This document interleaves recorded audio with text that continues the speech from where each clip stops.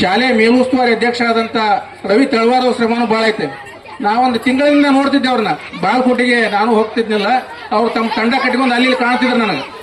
ನನಗನಿಸ್ತಿತ್ತು ಈ ಕಾರ್ಯಕ್ರಮದ ಒಂದು ಸಂಯೋಜನೆ ಸಂಬಂಧ ಅವ್ರು ಅಡ್ಡಾಡ್ತಾರೆ ಅಂತ ಹೇಳಿ ಬಹಳ ಪರಿಶ್ರಮದಿಂದ ಮಾಡ್ಯಾರ. ಯಾಕಂದ್ರೆ ಇಂದಿನ ಕಾಲದೊಳಗ ತಾಂತ್ರಿಕತೆ ಯುಗದೊಳಗ ಈ ಹಳ್ಳಿ ಶಾಲೆ ನಡೆಸೋದು ಬಹಳ ಕಷ್ಟ ಆಗೈತೆ.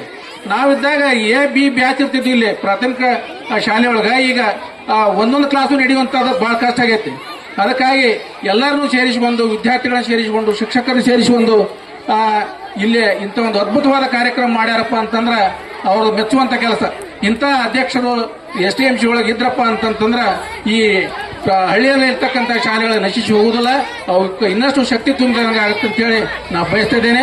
ಅದೇ ರೀತಿ ಕೂಡ STMC ಇನ್ನೋರ್ವ ಶಾಲೆಯ ಅಧ್ಯಕ್ಷ ಆದಂಥ ಸಂಗಣ್ಣ ಶಿರೂರವರು ಕೂಡ ಹೇಳಿದರು, ಆ ಶಾಲೆ ನಾದೋಸ್ತಾಗೈತೆ ಅಂತ. ಮುಂಜಾನೆ ಬಂದಾಗ ನೋಡಿದೆ, ನಾ ಕಲಿತಂತ ಶಾಲೆ ಭಾಳ ನಾದೋಸ್ತಾಗೈತೆ. ವಕೀಲರ ಜೊತೆ ಮಾತಾಡಿ ನಾನು ಏನ್ರಿ ಎಲ್ಲ ಬಿದ್ದು ಹೋಗೈತೆ ಅಲ್ಲಿ ಮುಂದೆ ಹಂಚಿಕಿಂತ ಆರೋಗ್ಯ ಅಂತ ಹೇಳಿ ಕೇಟ.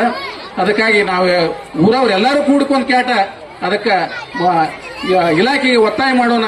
ಮುಂದೆ ಆರಿಸಿ ಬರುವಂತ MLAಗಳಿಗೂ ಒತ್ತಾಯ ಮಾಡೋಣ. ನಮ್ಮ ಶಾಲೆ, ನಮ್ಮ ಊರು, ನಮ್ಮ ಶಾಲೆ ಎತ್ತರೋತ್ತರಕ್ಕೆ ಬೆಳಿಬೇಕು.